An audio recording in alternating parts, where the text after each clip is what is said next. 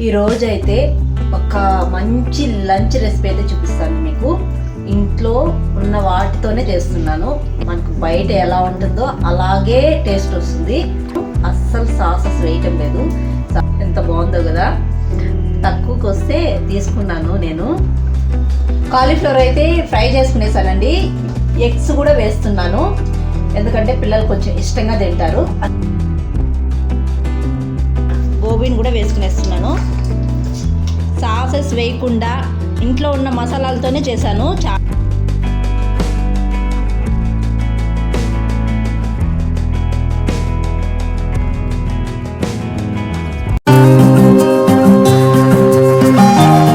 Hello అందరికీ, ఎలా ఉన్నారు? అందరూ బాగున్నారా? Welcome back to my channel షబీనాతో సరదాగా.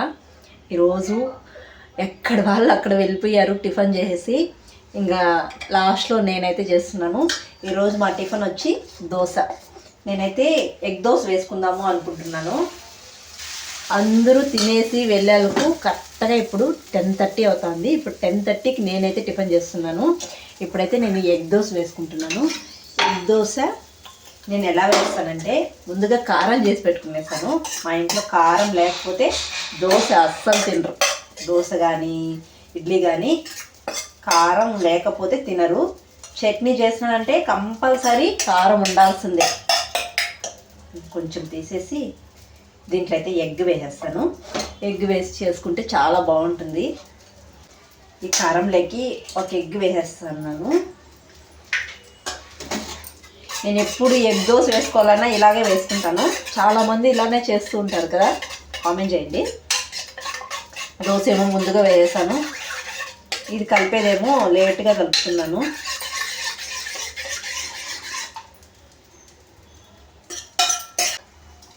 ఎగ్ దోశ అయితే రెడీ అయిపోయింది. ఈరోజు అయితే ఒక మంచి లంచ్ రెసిపీ అయితే చూపిస్తాను మీకు. ఇంట్లో ఉన్న వాటితోనే చేస్తున్నాను. ఏంటంటే గోబీ రైస్ చేస్తున్నాను. గోబీ రైస్ మనకు బయట ఎలా ఉంటుందో అలాగే టేస్ట్ వస్తుంది.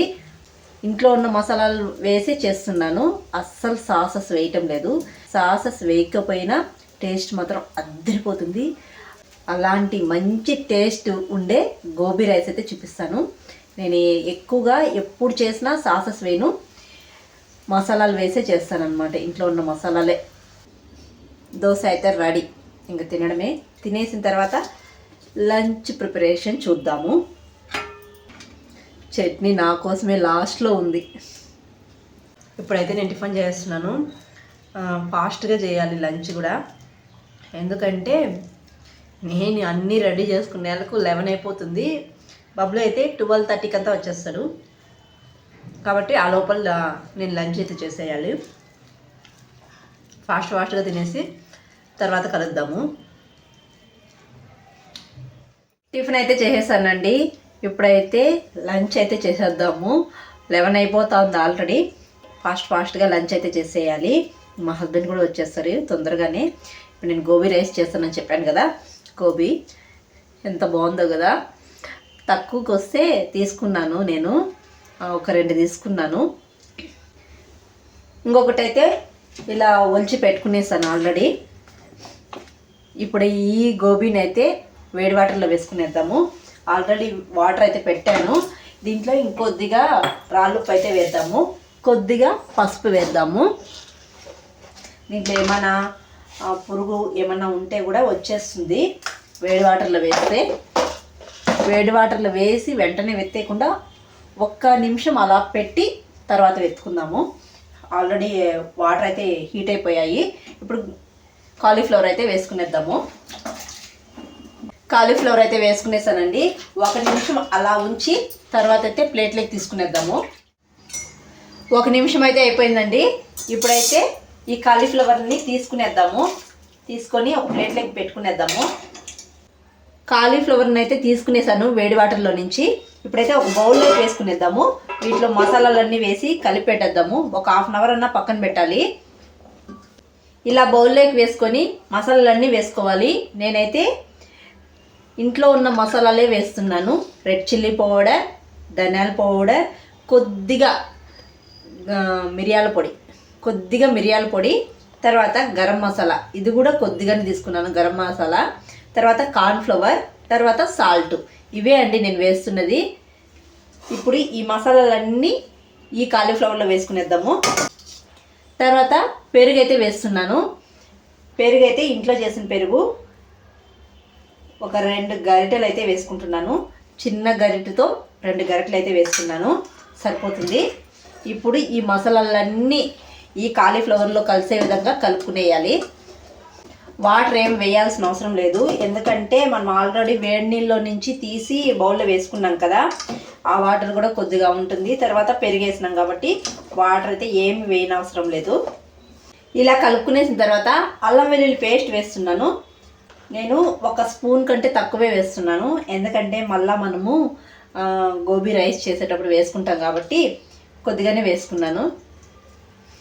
ఇప్పుడు ఈ అల్లం వెల్లుల్లి పేస్ట్ కూడా బాగా కలిసిపోయే విధంగా కలుపుకునేయాలి.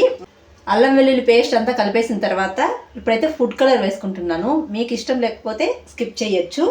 నేను ఆ కలర్ కోసం వేసుకుంటున్నాను. కొద్దిగా వేసుకున్నాను. వేసి ఇది కూడా బాగా కలిపేసేయాలి.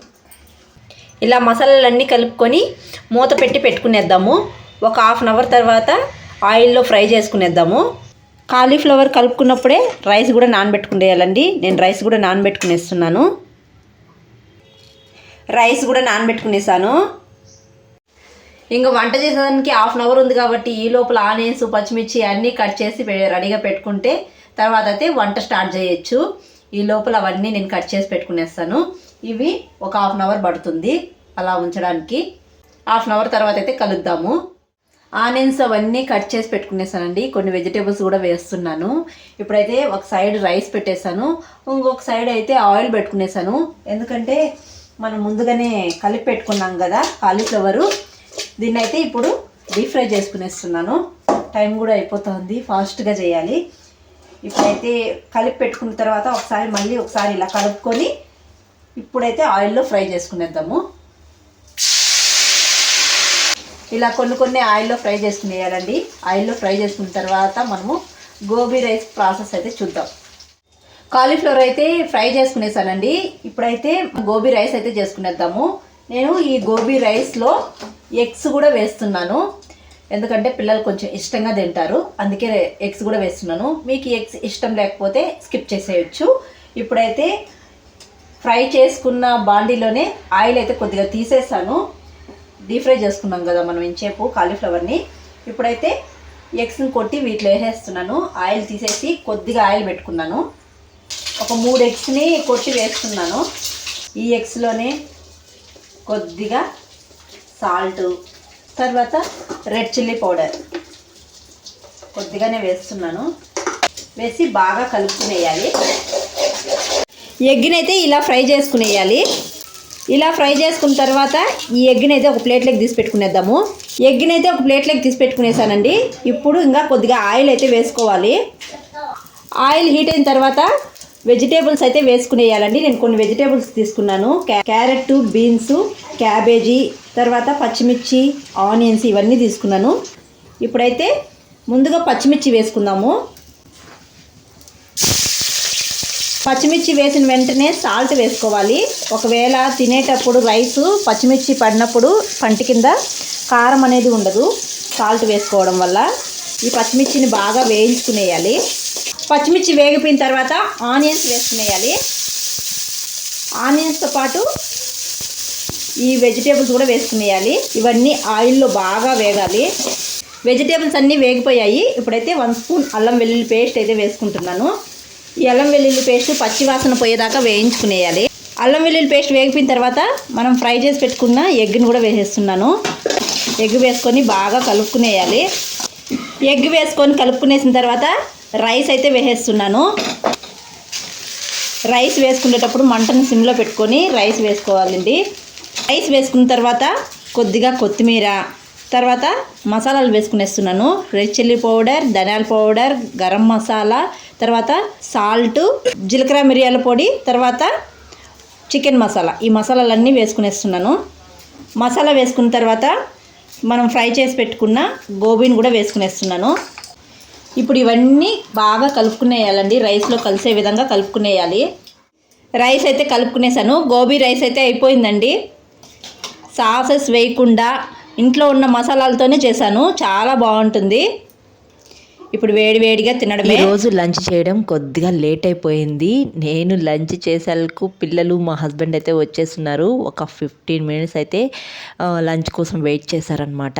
ఇంకా అందుకని ఫాస్ట్గా చేసి వాళ్ళకైతే పెట్టేశాను. మళ్ళీ 1:30కి అంతా పిల్లలు వెళ్ళిపోవాలి. అందుకని ఫాస్ట్గా చేశాను. మా చిన్నోడు తినడం లేట్ కదా, ఇంకా వాళ్ళకి అందరికీ పెట్టేసి తర్వాత లాస్ట్లో నేను తిందామని చెప్పేసి ముందు వాళ్ళకైతే పెట్టేశాను. ఇంకా రైస్ అయితే ఈ గోబీ రైసు అచ్చం బయట తినే స్ట్రీట్ ఫుడ్ స్టైల్లో ఉంటుంది. అసలు సాసెస్ వేయకపోయినా ఎంత టేస్ట్గా ఉంటుందంటే మీరు ఒకసారి చేసి తింటే మీకు తెలుస్తుంది, అంత బాగుంటుంది. నేను ఎప్పుడు చేసినా ఇలా మసాలాలు వేసే చేస్తాను. సాసెస్ అస్సలు వేయనండి. మీరు ఒకసారి ట్రై చేసి ఎలా ఉందో తప్పకుండా కామెంట్ చేయండి. ఇంకా అందరికీ పెట్టేసిన తర్వాత లాస్ట్లో అయితే నేను తింటున్నాను ప్రశాంతంగా. ఇంకా రైస్లోకి ఆనియను నిమ్మపండు వేసుకొని తింటే చాలా బాగుంటుంది.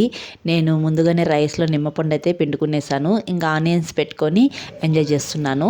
లంచ్ అయిపోయిన తర్వాత ఎక్కడ వాళ్ళు అక్కడ వెళ్ళిపోయారండి. ఇంకా నేను కూడా తినేసి ఇంకా కొన్ని బట్టలు ఉంటే వాటిని అయితే స్టిచ్ చేసుకుంటూ ఉన్నాను. రైస్ అయితే చాలా బాగుంది, ట్రై చేయండి. ఇదే అన్నమాట ఈరోజు వీడియో.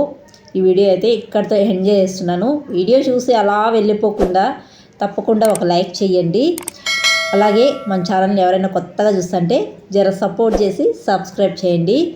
మరొక మంచి వీడియోతో కలుస్తాను. Thanks for watching. See you all. Bye.